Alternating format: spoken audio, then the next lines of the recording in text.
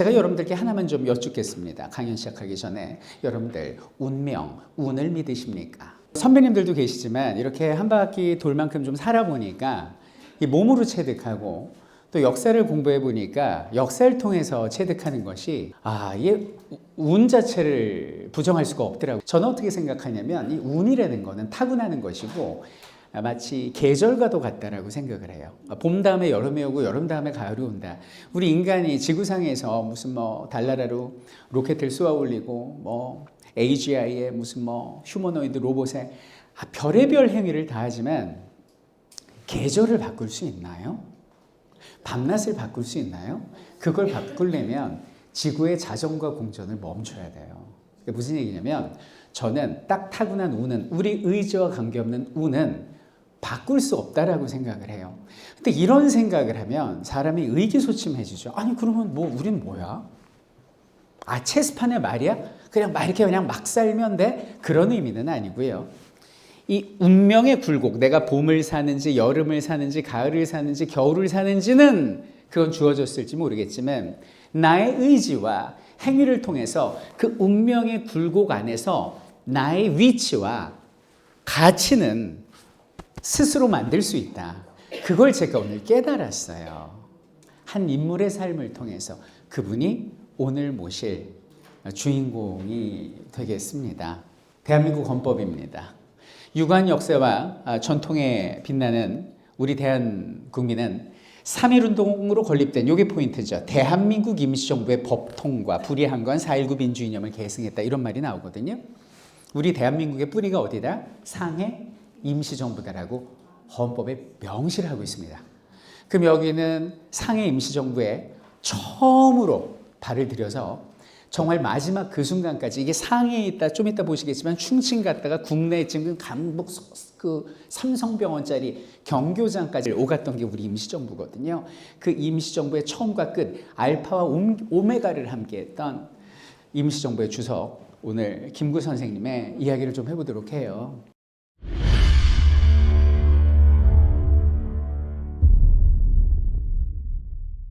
근데 오늘 제가 말씀 나눌 김구는요. 독립운동가로서의 김구가 아니고 오늘 그런 거 없어요. 안중근 주변 인연 다 없고 한 인간으로서 정말 모진 운명 앞에선 한 인간으로서 그 안에서 나의 위치와 가치를 찾기 위해 무던히도 애쓰다 가신 그 인물로서 김구 선생님을 모셔와 봤습니다. 아마 여러분들 김구 하면 떠오르는 여러 가지 이미지가 있으실 텐데 전혀 몰랐던 그의 인생 그리고 너무나 싱크가 닮아있는 나의 인생 같이 비교하면서 150년 전의 선배를 통해서 우리의 미래를 설계해보는 시간을 가져보도록 하겠습니다. 제 손을 잡고 150년 전 그의 궤적으로 함께 떠날 준비되셨습니까? 네. 이분이 이제 대한민국 임시정부의 그 주석 출신인데요. 그 민족의 얼굴이에요. 거의 임시정부의 주석이면. 근데 그 정도 얼굴이 되려면 태생이 어땠을까? 본인 표현으로는 황해도 해주 쌍놈 출신이라는 거예요. 정말 비천하게 태어나셨습니다. 얼마나 가난이 있냐면 엄마가 김구 선생을 낳았을 때 나이가 17이에요. 근데 맨날 하는 얘기가 그거였대요. 이 아이 죽었으면 좋겠다. 그럴 정도로 찢어지게 가난했어요. 그럼 엄마한테 어렸을 때부터 그런 얘기 들으면 아이가 성격이 어떻게 될까요? 아무래도 이렇게 위축되죠. 전혀 그렇지 않았어요. 이분은 엄청난 개구장이었는데 어렸을 때 그 일 예를 들면은 아버지가 그렇게 가난한데 엽전스문양을 어디서 가져다가 이불에 숨기시더라는 거예요. 근데 그걸 몰래 보고 어린 김구가 아버지 나간 틈을 타서 그 엽전을 이렇게 몸에 차고 밖으로 나온 거예요. 왜 나왔을까? 뭘 사러 그 어린애가? 떡을 사 먹으려고 집에 전 재산을 들고 나왔다가 동네 어른한테 붙잡힙니다. 아버지한테 인계가 돼요. 근데 아버지 성격이 보통 성격이 아니거든요. 빨랫줄로 감았대요, 아이를. 그래놓고 이제 매질을 시작합니다. 그때 엄마도 없었고 나가서 너무 아파갖고 막 소리 지르는데 그때 이제 그 할아버지가 학렬이 할아버지예요. 친할아버지는 아니고 그분이 들어오시더니 난리가 난 거예요. 얘를 패냐고 그러면서 풀어주고 아버지한테 매를 뺏어서 그때부터 아버지를 때리기 시작합니다. 할아버지가. 근데 백범일지를 보면 김구 선생님이 기술했거든요. 아버지가 두들겨 맞는 모습을 보고 턱이나 시원하고 고소하였다. 완전 개구장이었어요. 근데 이런 철부지가 이제 인생이 바뀌는 계기가 뭐냐면 집안 어른이 모처럼 갓을 쓰고 나간 거예요. 지금으로 따지면 뭐 딸내미 결혼할 때 정장 입은 거죠. 나갔다가 양반들한테 붙잡힌 거예요. 어디 쌍놈이 갓을 쓰냐 이러고 갓을 다 찢기는 사건이 벌어집니다. 어린 김구는 아버지한테 가서 흥분해서 따져 묻습니다. 아버지, 우리는 왜 갓을 쓰면 안 됩니까? 우리는 쌍놈이라 안 된다. 그럼 어떻게 하면 갓을 쓰면 됩니까? 과거에 급제해서 양반이 되면 가능하다. 그러면 저 과거 공부 한번 해볼래요. 아버지 밀어주세요. 그래서 없는 살림에 과거 공부를 시작하는데 아버지도 밀어주고 진짜 열심히 공부. 5년을 그렇게 공부합니다. 꿈에 그리던 과거 시험장으로 딱 갔는데 여기서 김구가 딱 주저앉아요. 이유가 뭐냐? 학생은 없고 다 건달들만 있는 거예요. 건달이 왜 있냐? 과거 시험장 문이 열리자마자 그냥 몸싸움을 달려가고 자리싸움을 하더래요. 왜 이러는 거예요? 요거 부정행위, 컨닝 자리싸움, 그리고 열심히 막 답안지를 쓰고 있는데 어떤 건달이 달려오더니 남들이 내고 간 답안지를 들고 뛰더래요. 왜 이럴까요? 경쟁률 낮추려고. 그러니까 그때 이제 김구 선생이 엄청 충격을 받죠. 야, 내가 이런 난장판 시험을 위해서 내 청춘의 5년을 바쳤는가. 그리고 이렇게 해서 관리가 된 자들이 이 나라를 이끌면 이 나라 꼴이 뭐가 되겠나. 충격을 딱 받아요. 돌아와요. 아버지, 저 과거 시험 안 볼랍니다. 저 안 볼 거예요. 딱 얘기를 하니까 아버지도 쿨하십니다. 그래? 너 보지 마. 그러면 공무원 되지 말고 관상가가 되라라고 얘기를 해요. 그 이유는 뭐냐? 이 관상을 보면 누가 좋은 사람이고 누가 나쁜 놈인지를 아니까 좋은 사람을 만나면 내 인생의 급이 달라진다는 거야.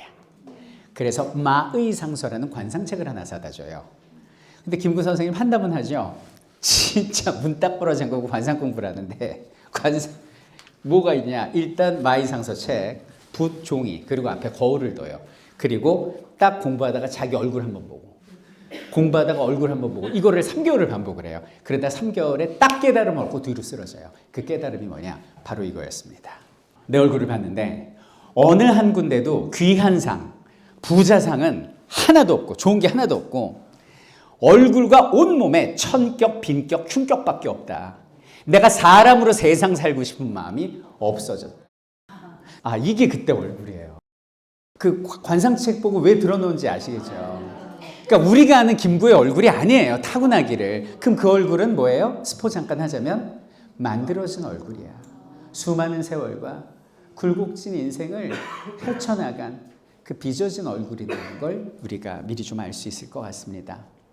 쓰러져 누워있다가 이제 다시 일어나갖고 그 책 말미를 봤더니 한 줄이 써 있는데 뭐라고 돼 있냐? 얼굴의 상보다 몸의 상이 귀하고 이 몸의 상보다 심상, 마음의 상이 중하다. 아, 그렇구나. 내가 비록 타고난 관상은 흉격, 천격, 빈격의 종합선물 세트지만 내 심장, 심상, 이 마음만 바로잡고 좋은 사람이 되면 내가 내 운명을 개척할 수 있지 않을까라는 생각을 한 거예요. 그래서 이제 마음을 이렇게 좋게 쓰려고 했어요. 그래가지고 종교에 귀의를 해요. 종교가 뭐냐면 동학입니다. 동학이 뭡니까? 우리 학교 다닐 때 배운 것 같은데 동학농민운동 뭐죠? 이 동학이라는 건요 민족 종교인데요. 평등 사상이에요. 전부 다 하늘님을 마음에 모시면 내가 하늘님, 이분도 하늘님, 우리 친구도 하늘님, 다 하늘님이니까 양반 쌍놈 없이 평등하다는 게 이 종교의 베이스예요. 얼마나 반가웠겠어요. 그래서 동학에 귀의를 하고 교회에 다니는 분들 계세요. 보통 교회에서 말하는 뭐 전도사, 집사를 접주라고 그러는데 입교하자마자 수백 명을 전도해요. 전도 왕이 됩니다. 그리고 얼마 지나지 않아서 연내에 수천 명을 모았대요. 이 비법 우리가 배워야 되지 않겠습니까? 어떻게 해서 모았을까? 첫 번째가 우리가 다 알고 여기까지 오는데 우리가 썼던 방법을 그대로 쓰신 거예요. 본능적으로. 첫 번째, 상대의 니즈를 파악한 거죠. 농민들의 가장 가려운 아픈 부분이 뭐예요? 우린 쌍놈이야. 닦아서 그런 거죠. 야! 이 동학을 믿으면 우리가 하늘님이 되고 양반하고 똑같아진대. 이러니까 농민들이 막 들어온 거예요. 막 들어오고 두 번째는 뭐냐면 이렇게 맨투맨으로 수백 명까지는 가능하잖아요. 근데 어떻게 연내 수천 명을 모았을까? 평판이에요, 평판. 진정성에서 나온. 정말 진정성으로 한 명 한 명 김구가 얘기를 하니까 소문이 났대요. 그래서 막 좋게 소문이 나서 이렇게 부풀려져서 김구가 도력이 있는데 하루에 200리를 달린다. 뭐 이런 소문이 나서 수천 명이 왔다는 거예요. 그래서 결국 사람을 모으는 데는 여기는 상대방의 니즈 파악과 진정성이 답이구나를 다시 한번 느끼는 부분인 것 같아요. 그래서 그 당시에 나이가 김구 나이 18이었거든요. 그래서 별명이 아기 접주였습니다. 그래서 이제 열심히 아기 접주하고 있는데 그때 뭐가 벌어지냐면 동학농민운동이 벌어지는 게 하도 이제 양반들이 막 백성들 괴롭히고 그때 일본까지 들어와가지고 감나라 배나라 하니까 농민들이 너무 화가 나가지고 들고 일어났어요. 수만 명이 막 전라도에서 들고 일어나고 충청도 들고 일어나고 이게 동학농민운동이거든요. 근데 아기 접주 김구가 참을 수가 없잖아요. 나이가 19살이고요. 김구는 타고난 게 하나 있었어요. 이 종합선물 세트 나쁜 얼굴 말고 이게 좋아. 무쇠팔, 무쇠다리, 엄청나 키는 180. 병법까지 공부해가지고 말을 타고 막 전장터를 막 휩쓸고 다니는 거예요. 삼국지에 관우가 따로 없을 정도로 막 밀고 다닌 거지. 여기 뛰고 저기 뛰고. 그래갖고 양반 때려잡겠다고 나갔는데 의외로 양반은 밀사를 보내서 자네 같은 아까운 사람 여기서 총 맞고 죽기에는 이건 국가적 손실이야. 우리 서로 공격하지 말자. 그래서 양반하고는 얘기가 잘 됐는데 그때 동지들이 전부 다 총 맞고 쓰러진 게 그 백범일지에 따르면 왜군들의 총에 그렇게 죽었다는 거예요. 그때 이제 어린 김구가 반일 감정이 싹트기 시작한 거죠. 그러니까 그런 상황에서 이제 동학농민운동이 끝나고 오갈 데 없는 김구에게 끔찍한 소식이 들려왔으니 그게 뭐냐? 1895년 을미년에 일본 낭인 건달 40명이 우리 군대의 호위를 받고 경복궁을 쳐들어와서 우리 국모를 무참하게 시해하고 그 시신을 훼손했다라는 소문을 들은 거예요. 이게 우리 학교 다닐 때 공부했던 무슨 사변이죠? 이게 을미사변이에요. 온 백성들이 분노했죠. 그런데 가뜩이나 가슴에 내 동지들이 죽어나가는 모습을 보고 이 항일 의식으로 가득 찼던 열혈 청년 김구한테 그 소식까지 딱 들려오니까 사실상 거의 뭐 정신이 그냥 요즘 표현으로 멘탈이 막 나가신 거죠. 그러니까 그런 상황에서 그의 인생을 바꿔놓는 사건이 벌어지니 이게 치아포 사건이라고. 이 치아포가 뭐냐면 그 황해도 해주에 있는 한 지역이에요. 이렇게 있으면 여기가 황해도 해주거든요. 여기 이제 치아포라는 곳이 있는데 거기에 이제 밥을 먹으러 여관에 들어간 거예요. 근데 어떤 사람이 저는 뭐 황해도 사람이에요. 그러면서 막 얘기를 하는데 황해도 방언을 내가 아는데 내가 황해도 사람인데 서울말씨를 쓰는 거예요. 이상하다. 딱 봤는데 상투도 없고 두루마기를 입었는데 관상가잖아요. 걸음걸이나 관상이 우리나라 사람이 아닌 거야. 뭐야? 왜 조선 사람이라고 그러지? 그리고 밑을 딱 봤는데 두루마기 밑으로 칼집이 삐져나와 있어. 그때 칼 차고 다니는 게 누굴까요? 우리나라에서 일본인이거든요. 저 외놈이 왜 조선인이라고 속일까? 저놈이 바로 우리 국모를 죽인 미우라고로구나. 아니면 그 미우라의 그 부하구나. 하여튼 저거는 밀정이다. 왜냐면 속이니까. 그래가지고 거기서 욱하는 마음에 공격을 했어요. 그래서 싸웠는데 그 사람이 죽은 거예요. 살인을 했습니다. 그리고 심지어 나중에 밝혀진 사실이지만 그 사람은 밀정도 아니고 아무 상관없는 상인이었던 거예요. 이런 일이 벌어지면 어떻게 해야 됩니까? 그 당시 법에 따라 처벌을 받으면 끝날 일인데 놀랍게도 이 치아포 사건으로 김구는 조선에서 어마어마한 영웅, 스타로 급부상하게 됩니다. 그 이유가 뭐냐면 두 가지인데요. 그게 비범치 않은 행위예요. 이 일본인을 이렇게 때렸고 이 사람이 죽었잖아요. 거기서 김구가 어떻게 하냐면 야, 너 붓하고 종이 가져와. 그러면서 쓰기 시작하는 거예요. 그때 어렸을 때 이름이 김창수거든요. 내 이름은 김창수인데 어디 살아. 내가 이자를 왜 쳐다내냐. 국모보수. 국모의 원수를 갚은 거야. 이 있는 사람 이리로 찾아. 주소 적고 딱 벽에다 붙여. 그리고 주변에 있는 사람들한테 야, 너 가서 신고해. 너도 신고해. 이 있으면 찾아오라고 그래. 이리로. 그리고 딱 가요. 그래서 아버지한테 얘기를 하니까 아버지가 도망가라 그러니까 아버지 도망갈 것 같았으면 시작도 안 했어요. 그리고 아버지 들고 딱 버틴 거야. 그래가지고 이제 지금으로 따지면 경찰들이 와서 쇠사슬에 감겨서 끌려갔어요. 일단 이게 좀 비범하고, 두 번째는 재판을 받는데 그 재판 받잖아요. 그럼 판사가 염라대왕처럼 보인대요. 근데 거기서 김구가 일본인 관원이 있었거든요. 소리를 지른 거예요. 네 이놈! 야 이 외놈아! 왜 총칼을 들고 우리나라 쳐들어와서 우리 국모를 시해하냐 왜? 내가 그걸 복수하려고 외놈 하나를 처단했는데 내 반드시 너희 일왕을 죽일 것이고 너희 외놈들 씨를 말릴 것이다 라고 소리를 딱 친 거예요. 그래서 일본 관원이 너무 무서워가지고 숨었다는 거예요. 이게 감옥에 소문이 나고 감옥 밖에 소문이 나니까 죄수들이 와서 아유 선생님 20대 초반인데 간수들도 선생님 밖에 전국에 막 유생들이 면회를 오고 완전 스타가 돼버린 거죠. 근데 정작 그 일 이후에 감옥에 갇힌 김구 본인은 뭘 했을까요? 이게 포인트입니다. 공부를 해요. 내 과거 시험 하다가 못다한 공부를 그때 하는데 유교 경전을 다 외워버리고요. 거기가 인천 계양장 근처 감옥이었기 때문에 서양 서적이 많았대요. 그거를 다 싹 다 외우다시피 보면서 완전히 인사이트가 열립니다. 그 전에 내가 동학에 있을 때는, 그 전에 유학자들을 만났을 때는 일본은 무조건 나쁘고 서양은 배척해야 된다고 봤는데 이 서양의 책들을 보니까 배울 게 너무 많은 거예요. 과기술하고 정책제도가 기가 막힌 거지. 필요한 것은 배워야 되는구나. 세상에서 가장 좁은 곳에서 세상에서 가장 넓은 곳에 인사이트가 열리는 그런 경험을 합니다. 근데 그러면 뭐 합니까? 이제 사형, 집행만이 남았는데. 근데 이제 교수형에 처하게 되는데 어떤 사람이 달려오는 거예요. 그러면서 이렇게 얘기를 합니다. 아이고 살았다. 내가 왜 살아요? 사형 집행이 정지됐다는 거야. 어떻게 정지가 돼? 고종께서 국모보수, 너의 그 의지를 알고 사형 집행을 정지시켰대요. 제가 드리고 싶은 말씀은 뭐냐면 이 김구한테 있어서의 그 체화포 사건은 흑역사죠. 무고한 사람을 해친 거잖아요.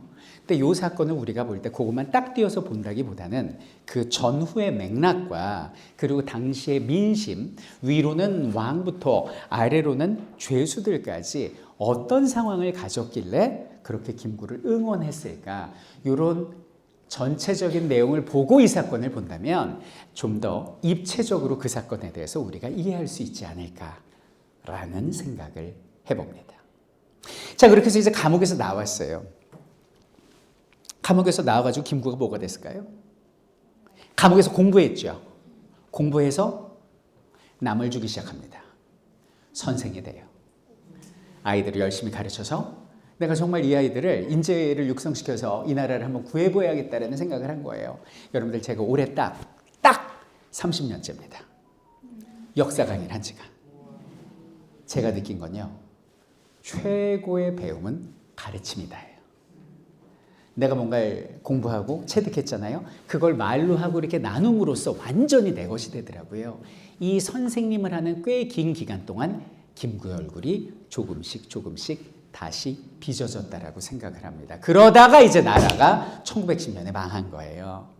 그럼 여기는 김구 입장에서는 어떻게 해요? 좀 더 동지들을 규합해서 나라를 좀 지키려고 노력을 하는데 그러다가 이제 철컹하고 감옥에 끌려간 거죠. 그래서 끌려간 최악의 교도소가 어디? 그렇죠. 역사에 관심이 많으시군요. 서대문 형무소에 끌려간 거 가보신 분 계세요? 많이 가보셨군요. 밤마다 곡소리가 나요.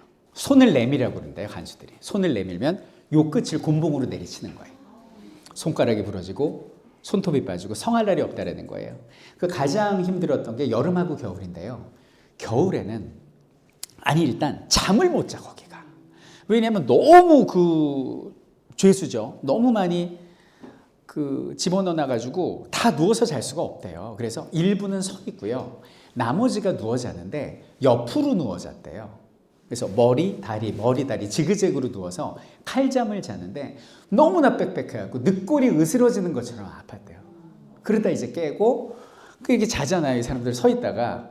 그럼 이 자던 사람들이 일어나고 서 있던 사람들이 누워서 자고. 매일 그 짓을 하는 거예요. 근데 한겨울에 담요 좀 주세요 그러면 여기는 요 입부터 무릎까지만 딱 온대요, 담요가. 그래서 코가 얼고 손발이 동상이 걸려서 팔다리를 자르고 죽어나가는 동료들이 많았다. 그리고 한여름에는 땀과 막 눈물과 이 호흡 이런 게 막 범벅이 되고 시야가 뿌였고요.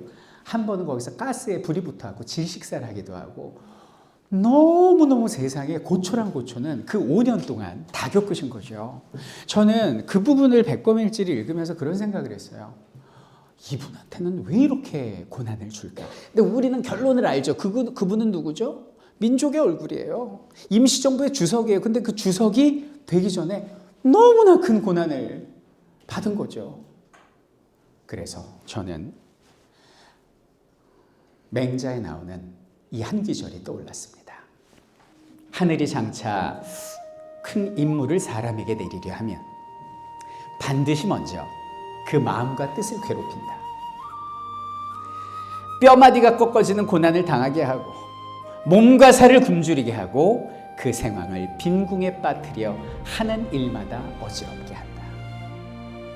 이는 그의 마음을 두들겨서 참을성을 길러주어 지금까지 할 수 없었던 일도 할 수 있게 하기 위함이라. 이게 맹자에 나오는 글입니다.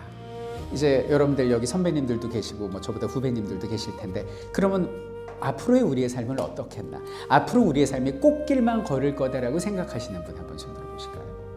쉽지 않을 거예요. 아마 꽃길만 걷고 싶다면 여기서 멈추면 됩니다. 김구로 따지면 독립운동 안 하면 아무 일도 안 벌어져요. 그냥 사는 거예요. 그냥 살면 편해.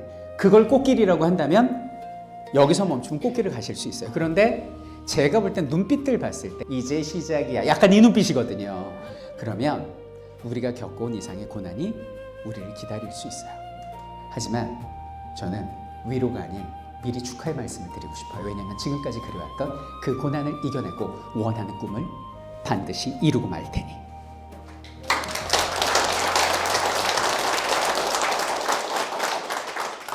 근데 또 인생이요. 항상 비 오지만은 않아요. 나왔는데 얼마 지나지 않아서 이제 3.1운동이 딱 터지게 된 거고 3.1운동 직후에 와 우리 민족이 이렇게 하나 될 수 있네? 그럼 이걸 이끌어갈 컨트롤 타워가 필요하겠네? 그래서 거버먼트, 정부가 만들어지는 거예요. 임시정부가 어디서 만들어지죠? 상해에서 만들어진 거죠.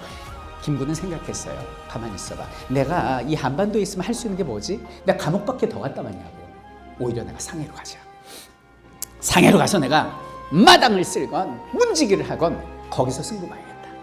해서 홀홀단신 상하이로 건너가게 됩니다.